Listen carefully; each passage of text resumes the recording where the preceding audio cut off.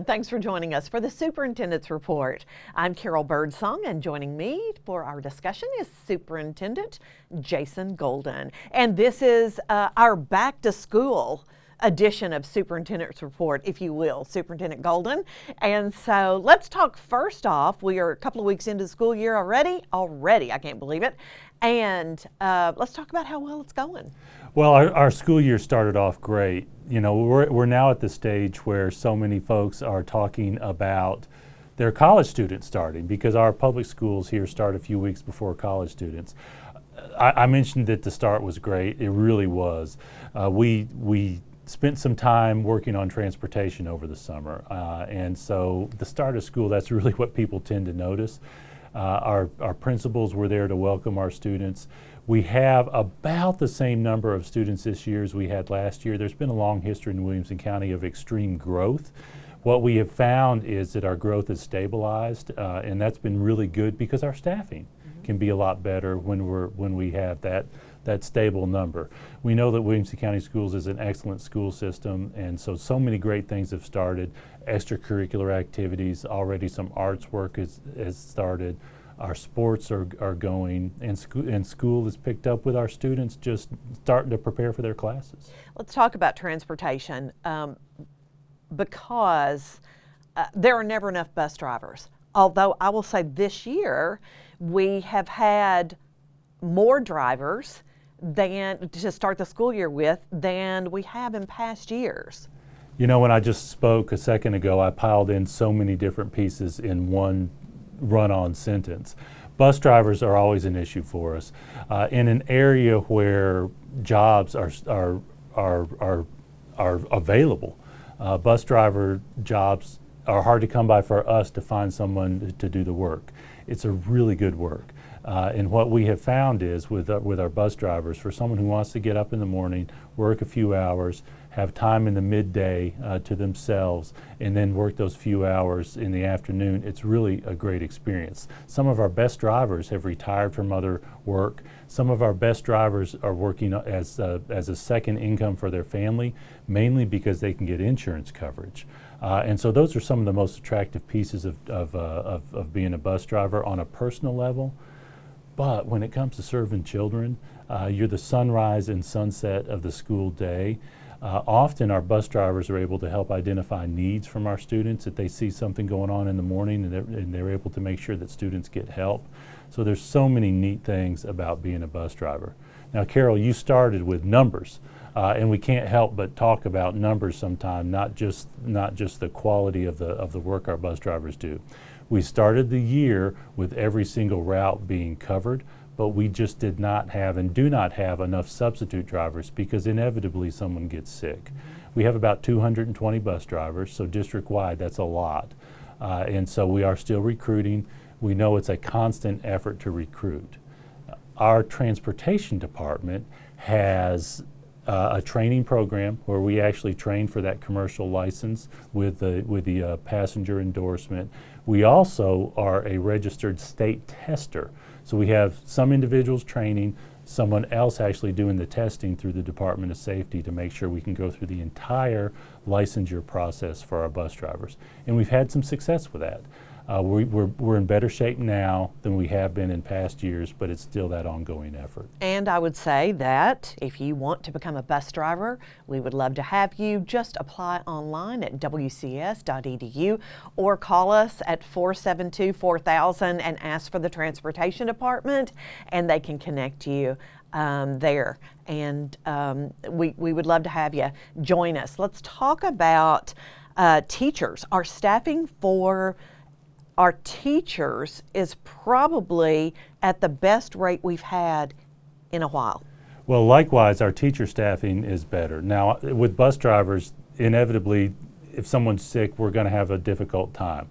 For teachers, we are staffed at a little over 99%. For special education teachers, we're staffed at 97%. Those numbers are better than we've had maybe in the entire time I've been here. I've been through 19 school starts. 19 years here with our school system, and I think it's the best we've ever had from a staffing standpoint. What we are finding now with just those small handful of teacher positions that are still open, it's going to be world language, Spanish, maybe a math or an advanced science class, what we think of as traditional hard-to-fill positions. In past years, we have had even those classroom spots that have been hard to fill. Now, from the aggregate perspective, with 42,000 students and 4,000 teachers, our numbers look great, but we know that every spot where there is a teacher missing, it's difficult. Our principals have to make sure their scheduling is a little bit different. There might be a substitute in there or an interim teacher filling those spots. So again, we don't stop recruiting because there always is a position open somewhere in the district. As large as we are, there will always be a position open. But because we're able to start this school year with just about every position filled, we're able to get students involved on day one with the appropriate instruction so that we can continue that excellent work that we've been doing over the years. Good. As we record this program, we have just held our August school board meeting the night prior to, so last night, and it's the last school board meeting for several of our board members who have been serving their elected terms. So we want to say thank you to those board members who have who are rolling off. You won't see them again at a board meeting, but hopefully we'll see you around town, and you won't leave us totally. But we want to say thank you. Elliot Mitchell, who serves District 3, has already been off the district as he's moved out of state. But our board chairman, our chairperson Angela Durham, who is in the Fairview area. Jenna, I'm going to probably mess up somebody's district, so fill in if I do. Jenna Priya, who is in the Nolensville area, Sheila Cleveland in Brentwood, Rick Wimberly in the Franklin area, and then Casey Hall, who is also Franklin area. We want to thank them for their service. You know, I think most anybody recognizes this. When you work and spend time with people, you grow to know and love them, almost inevitably, and that's the experience we've had with these board members. Our board has 12 sitting members, and the election cycle is staggered. They're on 4-year terms, but there's an election every 2 years. So half of the board is up in 1 2-year period. 2 years later, the other half of the board is up, and it cycles like that. This time, we have 6 board members rolling off at the end of their term, so half of the board is changing. Those individuals made a big difference. Our board makes a big difference for us. And success reflects leadership, and our board has led us in an excellent way over the years. So like you said, we very much appreciate them. And when I spoke to this last night at our board meeting, I mentioned something to the effect of an elected school board position is maybe the most local elected position there is. They are responding to individual parents on a regular basis, having those direct interactions that you might not see at the national level because they are members of the community that they're serving. We'll miss them. But we know that we've got some good board members coming on. That's part of the transition in a democracy. And it's a good structure where we're going to have those individuals who serve their term because their community selected them. They've made the decision to move on. And we will have new board members starting. We actually had one already start, Dr. Dennis Driggers in Spring Hill, because Elliot Mitchell had actually retired with his wife and moved just a couple of months before the end of his term. So Dr. Driggers came on just a month ahead of the others as he filled in an unexpired seat, but actually also was elected in his community. So we're looking forward to that transition. Sounds good. All right, let's talk about some of the other business that took place at last night's meeting. One of those, we had several students who came and spoke in an effort to look at the pay of extracurricular activities in the fine arts especially. And what we have already been working on, and you can talk to it, Superintendent Golden, is looking at pay. What people may not understand is we do that regularly. Our Human Resources Department looks at salaries regularly and tries to, I'm sure there's some HR term that I'm not going to be able to say, market, whatever, looks at the market and various things and then comes up with an analysis. And so they're already, they've already begun that work. So talk about that. Well, I think you addressed it well at the very beginning when you said market, and then you used the word analysis a little bit later. We do a market analysis. That's it. That was that term. I think you Okay. nailed that. Yeah, okay. We have a public comment time where any member of our community can speak, and we actually don't restrict the topics. Often, elected body might have a topic structure where you can speak to something on the agenda, but we just leave it wide open. And so the last few months, we've had students and a couple of parents come and speak about supplemental pay for some arts leaders, some of our teachers. And it makes me smile because the reason that hit their radar was because we had actually initiated a conversation with our teacher leaders, with our education association. We said we want to, for next budget year, talk about this, do an analysis, determine what's appropriate, look to see the work that our teachers are doing now compared to what they might have been doing 10 or 15 years ago, especially with the extracurriculars. And we said we need to start looking at that. And inevitably that discussion got out in the public, which we wanted. And obviously some adults talked to some of their middle school students and told them about that, because I don't think middle school students are doing an analysis of their teacher pay much. But it's been neat to hear from our students, especially those theater students who are articulate. And can write. You could tell they had been on stage, right? They can write good scripts, and they've shared with us the value that their teachers give them in extracurricular activities, and it's been really good to hear that. And we've had a couple of students who've done it maybe 3 times at different board meetings over these last few months. The structure we have substantively is we have a committee that's being put together with our teachers. To do that analysis and determine, is there an adjustment that we can make for that supplemental pay? We've been focused very heavily on increasing teacher pay. That old stereotype about teachers being underpaid, it's true. And so we've been putting that effort in. Actually, we were able to get a 6% pay raise for our teachers these last 2 years here in Williamson County. And it's been really good. It's been needed. We know we still have some work to do.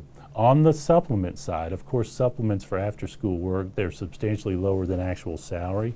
But we hear from our athletics boosters, we hear from our arts boosters, we hear from some of our academic support, such as our college and career technical programs that have after-school activities, that I'm going to put it this way.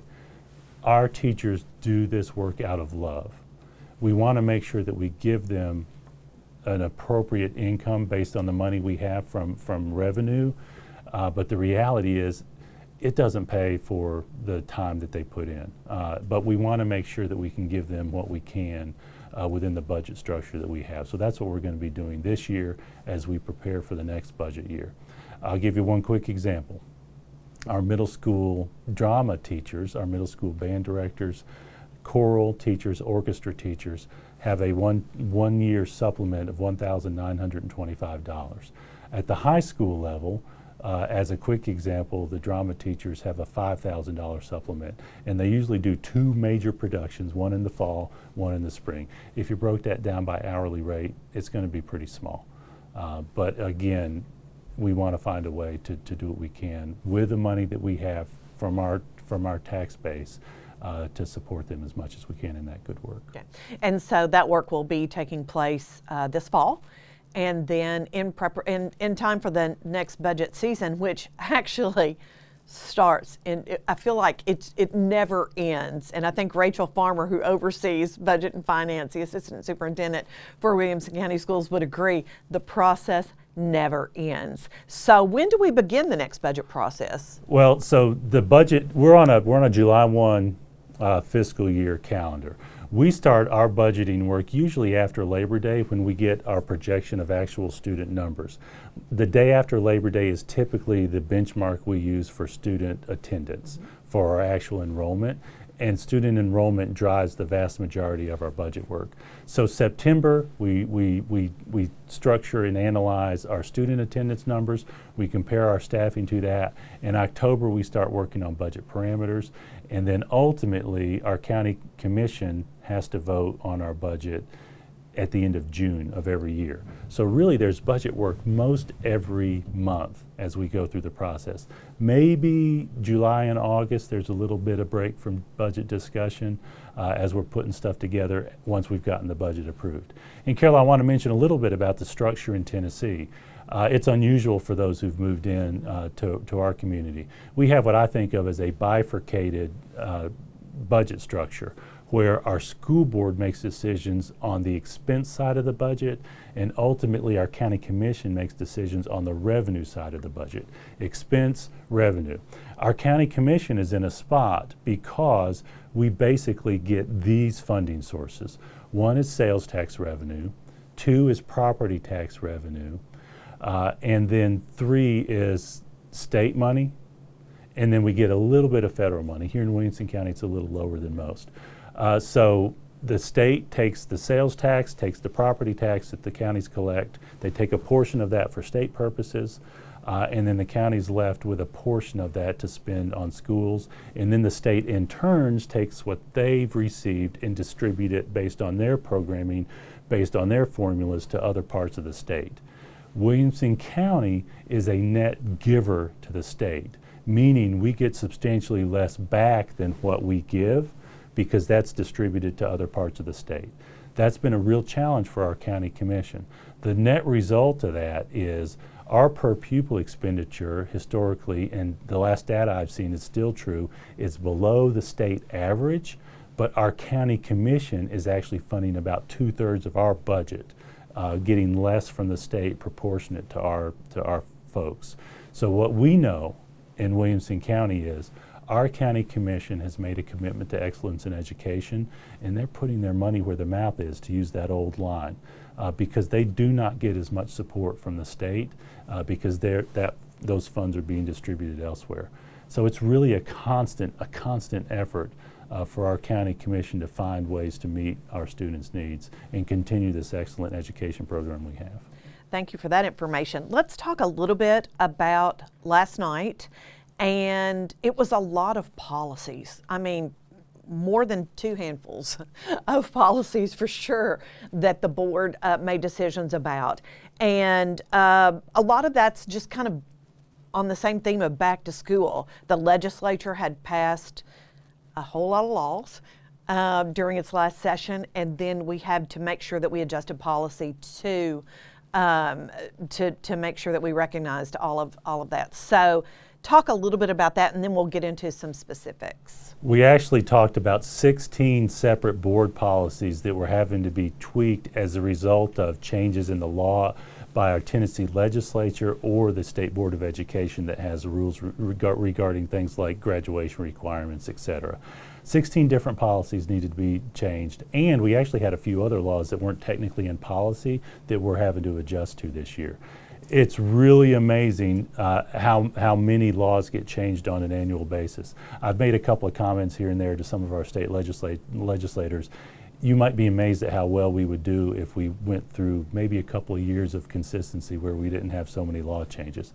But that's part of the process as well. So we've made those adjustments. Our board voted actually on 15 of those 16 to make the adjustment. We know that that 16th that I mentioned, there's going to be another discussion in October at the state board, and so we actually pulled that because there's a possibility we might have another change in October, and we didn't want to jump the gun on that. So a lot of little adjustments, some tweaks. It's interesting, some of those law changes were things that we were already working on ourselves. For example, fire alarms. We have a short window of time where we're analyzing what we should do when a fire alarm goes off. Should you immediately exit the building, or should you analyze what the issue is before you exit the building? There's a state law that actually now tells us it's the latter, which is actually a structure we've been working on already to make sure students are safe, that you just don't immediately respond to a fire alarm, you identify the challenge. So just a lot of little things like that. I do, Carol, want to talk substantively about one law change that the state mentioned related to counseling services. Yes.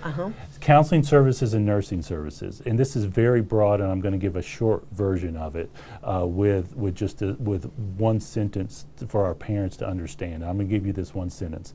Parents can make choices about what services their children receive in schools. That's really the key takeaway.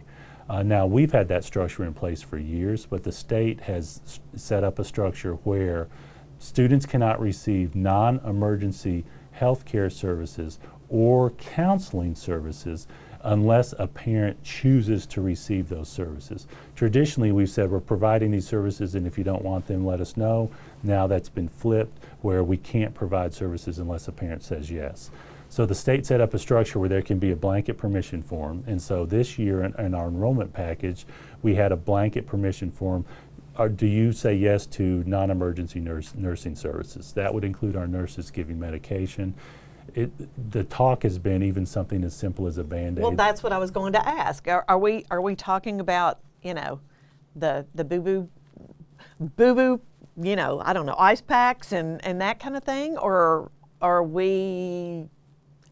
That's not an emergency, I would guess. Well, that's not emergency, so on paper it looks like that's what that's describing. The reality is, across the state, people are a little confused on this particular law, so I suspect there'll be some discussions and some guidance at some point, but school's already started, so we're trying to do the best we can with the law. Non-emergency services.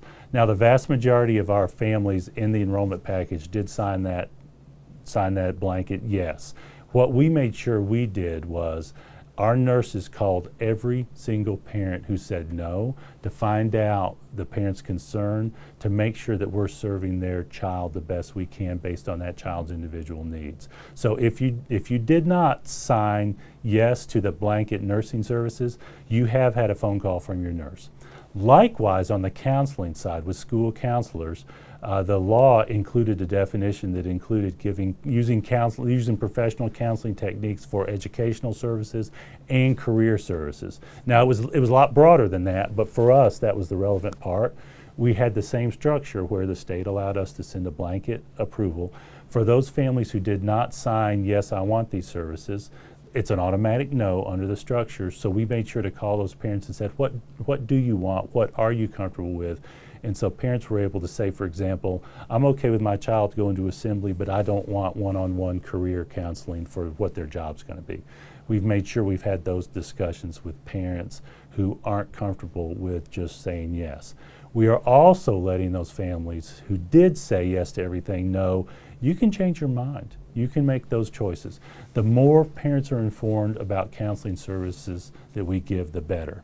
And what we learned from some of those conversations with parents was that there are some myths out there about what we do that we just flat don't do. That's right. Discussion of sexual issues. We had some parents say, I don't want my child to receive immunizations. Schools don't do that. Maybe, well, not maybe, but I do know in the 50s, some of those things were happening in schools with some national efforts to protect against polio and some of those diseases. We're not doing that, and so we've had those conversations with families as well. But I'm going to jump back to what I started with. Parents can make decisions about what services their children receive in public schools. And so we want to make sure that all parents continue those communications with our professionals, with our nurses, with our counselors, with our school administrators, so that they can make those informed decisions. I got to give one little extra piece. Parents can even get on their school websites and pull up every single library book in their library. They can click on individual teacher names on the website within our media center and find out every single book that's in a collection in a classroom. That's just another example of the parent involvement that's available for those parents who want to have a firm grasp of what's going on at school. Now more than ever, parents have more access and more knowledge of what we're doing in a school than what they might have known a generation ago. And for that matter, you can go onto the website and look at our scope and sequence to see what we're teaching at every grade level, at every quarter. And so there's a lot of information out there for folks to consume. But really, it's all about what you have been talking about, and that's staying connected. And we want our families, we want our community to be connected to our schools. There is so much that we can do together. Our theme for our staff and faculty this year is connections. We were encouraging our faculty and staff to connect to each other through professional development opportunities. One way that we have been able to grow and succeed and continue to improve, even though we're at the top or among the top in Tennessee, is our teachers spending time together, analyzing where their students are and making adjustments during the course of the school year to make sure that the students have mastered the standards that they must master to be able to take the next step at the next grade level. Connections to each other. We've also talked about connections to students, increase opportunities for students to participate in extracurricular activities, be involved with them. Finally, we've encouraged connections to parents. And we gave a couple of practical examples of how we're doing that from a connections to parents perspective by making those personal phone calls to make sure that parents know what we're doing, know how we're serving their children, and can be the decision maker in that. Okay, let's talk about some other ways that we can be connected as we end this program because we're just about out of time. But there's some events that we hope that you can participate in. One of those is coming up pretty soon, September 7th. And that is the band exhibition, and that is where you can go out to Franklin High School. That's where they're going to hold it this year, 7 o'clock, and you can watch all of our marching bands from all of our high schools perform, and it is a wonderful evening. Superintendent Golden. Every one of our high school bands participates and gives their program that they're going to be performing at the football games and at competitions later on. It is a great event. Parents, grandparents, friends come. It's one evening of just blasting marching band music. And I think I've been every time I've been superintendent. I went a few times when I was deputy superintendent too. It's a great event. And we move it from school to school. And so this year it's going to be in the Franklin community. You know, there's a neighborhood that was built behind Franklin High School years ago. The high school was already there. And so those folks who move in, they know they're going to get some band music. And band music and Friday Night Lights, because guess what? It's back. It's football season, it's volleyball season, it's girls soccer season. So lots of activities. Please go out and support our schools and our athletes, our artists. So much that you can see and learn about our district. Now, Carol, I may be a little bit biased, but I tell you, I don't know that there's anything better to show the life and vibrancy of a community than a high school campus. And we're looking forward to football season. We're looking forward to marching band. Girls soccer is going on, cross country. There are already a lot of events going on here at Williamson County Schools that I think evidence the life of our community. One other little thing, mark your calendar. Families, on September the 10th, you can go out to the Ag Park, and it's our annual college and industry fair. So we're going to have colleges from all across the country set up where you can ask lots of questions and get lots of information. There's also going to be business and industry booths set up. So lots of opportunity there. And we appreciate the colleges coming in, but we appreciate our local business and community partners giving their time to come meet and talk with our families. That's a big event, Carol. About 84% of our students on average every year go to college after high school graduation, and it is a huge event. We actually invite neighboring students, even private school students come. This is not a closed event because we are bringing in colleges from across the country. Some of the top schools, technical schools are coming to make sure that those opportunities are there for our students, and we actually invite other members of the community as well because we think it's important. There is more information coming your way in Focus. That is the district's email newsletter. If you have not signed up to receive it, please just go to our website, and that is your main source of Williamson County Schools information. Our time is up, and so we wish you all a great start to the school year, and we will see you back here in September.